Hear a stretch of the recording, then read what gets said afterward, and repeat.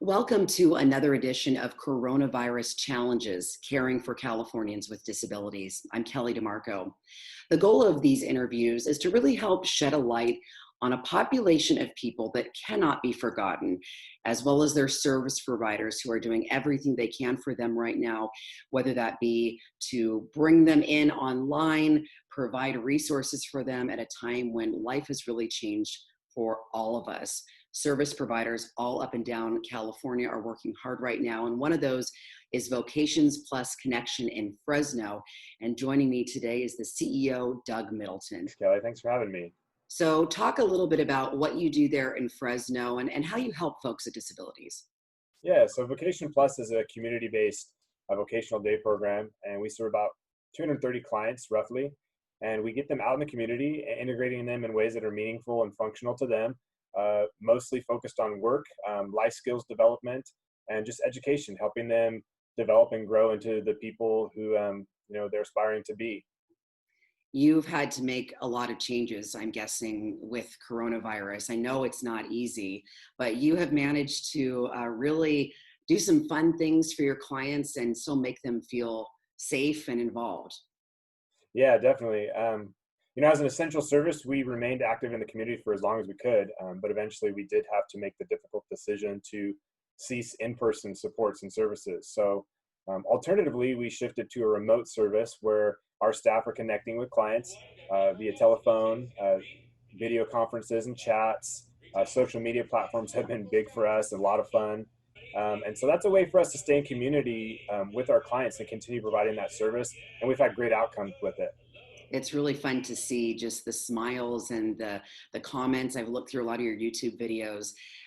Is it hard to manage all this with technology? Because they're used to going to day programs, right? Seeing your staff one-on-one. Yes and no. Some of the platforms we're using, like Zoom, and some of the video chat applications we're using have been an educational piece for us to help them download on their devices. A lot of them have Facebook already, so that's been a great platform for us to reach them and connect via video. Facebook does have their video chat as well. But yeah, there's definitely been some challenges. Some of them prefer phone, and it took us some time to kind of figure out for each individual what they preferred and what was just easiest for them for us to connect over with.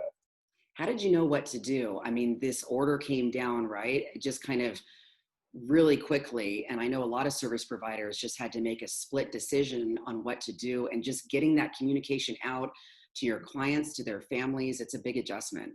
Yeah, I mean, it's unprecedented. Nothing, I've ever seen, and many providers who've been in the industry a lot longer than me have ever seen. So we didn't know what to do, but we just focused in on what our passion and our emphasis was, which is the clients, and recognizing that this is a service that is their whole world.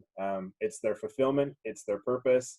That's what they wake up to be excited for in the morning time. So that was our direction. Like, how do we continue to be able to provide that and maintain that for them in light of not being able to actually have them on site with us or in the community, being able to provide those in-person services. So at that point, when you really keep that as your focus, it definitely gives you the direction you need and the fuel to move forward in a positive way for them.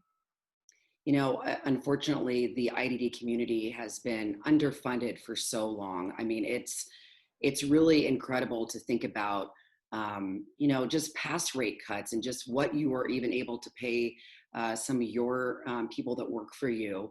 And that recent audit that came out that showed 1.4 billion underfunded.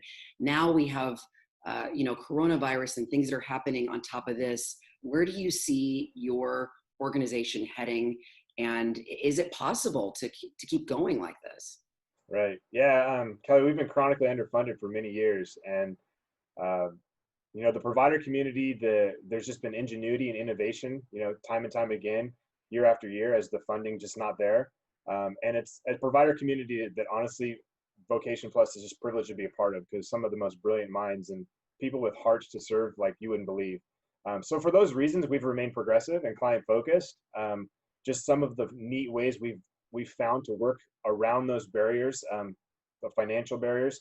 But it is frightening. There's a lot of uncertainty surrounding the additional expenses we're going to incur as a part of bringing people back on safely. But then just what does it look like for us funding moving forward from the state as a part of the contracts that we have with them, making sure that the funding is there for us to continue to provide the quality services that we aspire to provide. We just don't want the quality of service to be compromised in any way. We, myself and all the provider community, again, that we're privileged to be a part of, truly are driven to providing the best possible services out there. And with the lack of funding, it just creates more and more barriers and hurdles for us to be able to do that. So that's where our frustration comes from. We get to see day in and day out the individuals that we work with. We get to see their drive to do better for themselves and to find themselves in better life situations, and to not be able to come alongside them with the resources and the supports they need to be able to do those things. It's frustrating. And so I think for us, just continuing to keep them in focus and in mind, advocating as best we can, that we need this funding. It's important to us. And more importantly, it's important to the clients and the services that we're able to ultimately offer to them. I bet. Great explanation. I know you've been working really hard on that. Anything that you want to say to your clients? I'm sure you miss them. It's been a couple really long months. So first of all, to my staff, you guys never cease to amaze me. Just the commitment, dedication, and the hearts to serve, no matter what the barrier is or the challenge is, you guys overcome it. And just being able to connect and stay in community with clients has just been incredible to see. To my clients, we're going to get you back real soon. I'm super excited to fill our halls with your faces again and just share laughs together. Just can't wait for that. Just to be a community again in our office and in our community at large. Just give hugs, right? It's going to be nice. We can just Totally. hug each other. Even just a high five. Hey, I mean, just something. Just to see everyone would be great.